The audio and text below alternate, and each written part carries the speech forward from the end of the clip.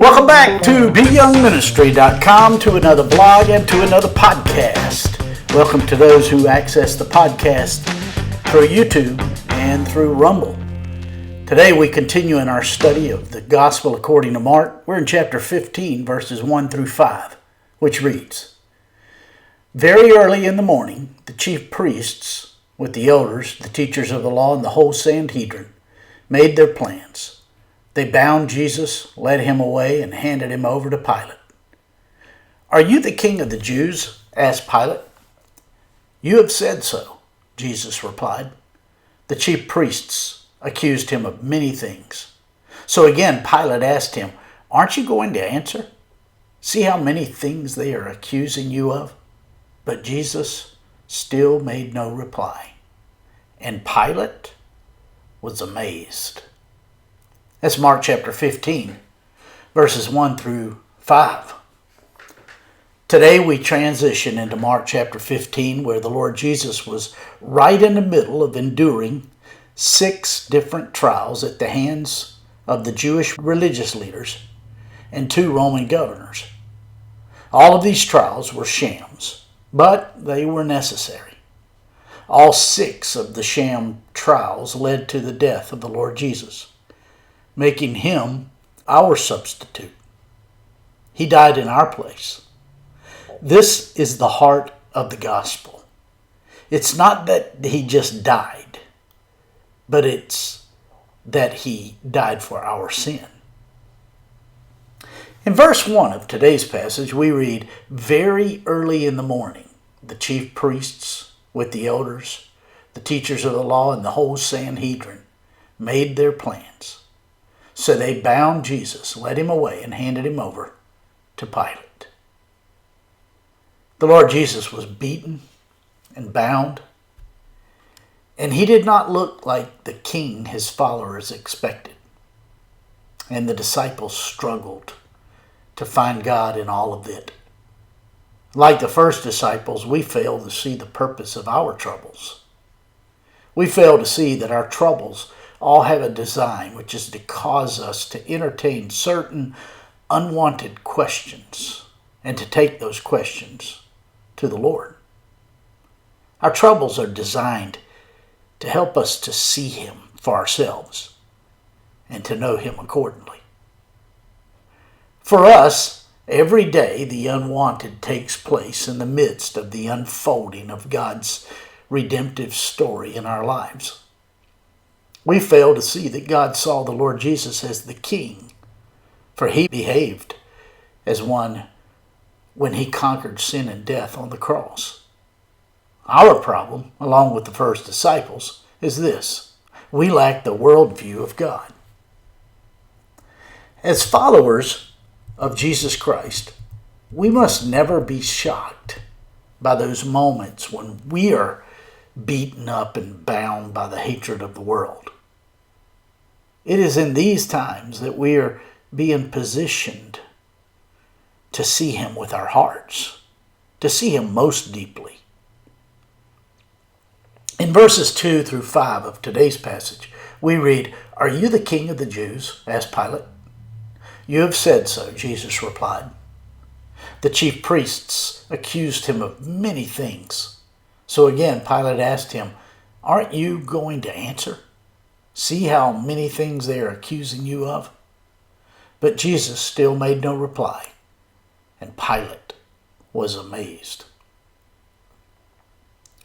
Previously, the Lord Jesus answered the religious leaders with a claim of deity. Here in this passage, he answered the Roman governor differently.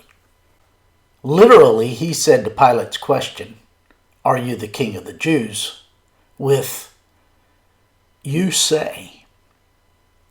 Beyond these 2 words in the Greek, the Lord Jesus said nothing to the secular king.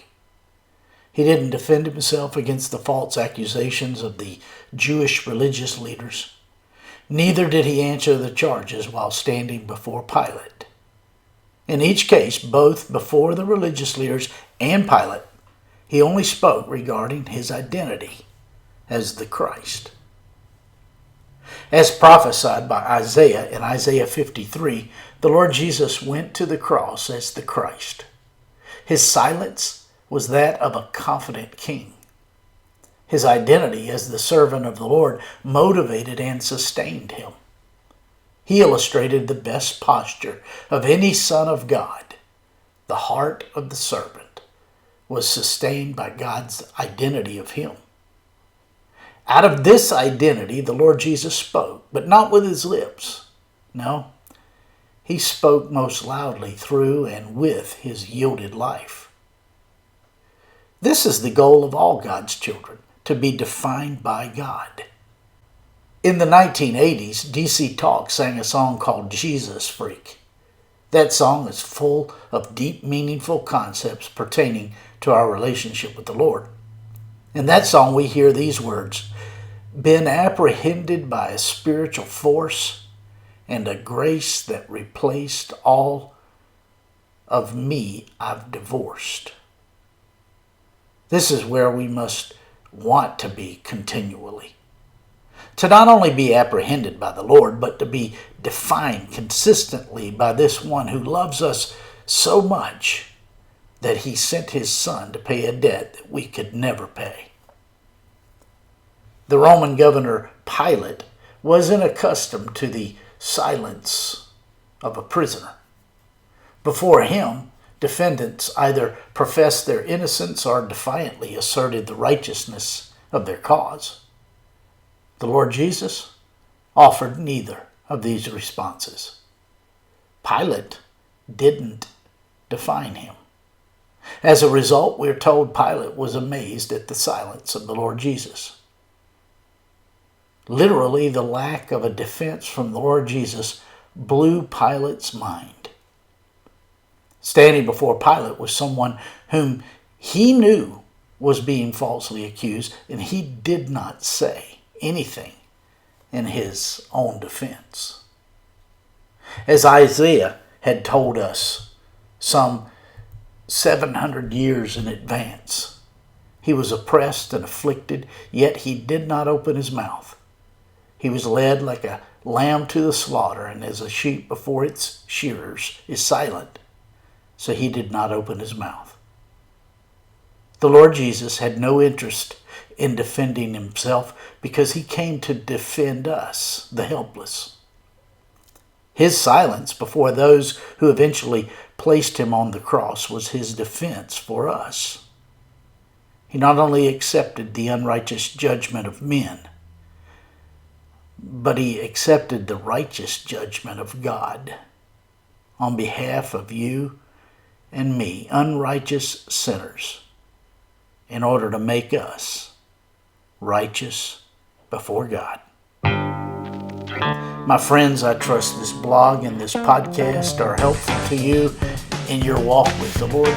If I can be of further assistance to you, shoot me an email at BYoungMinistry@gmail.com. Hey, have a great day.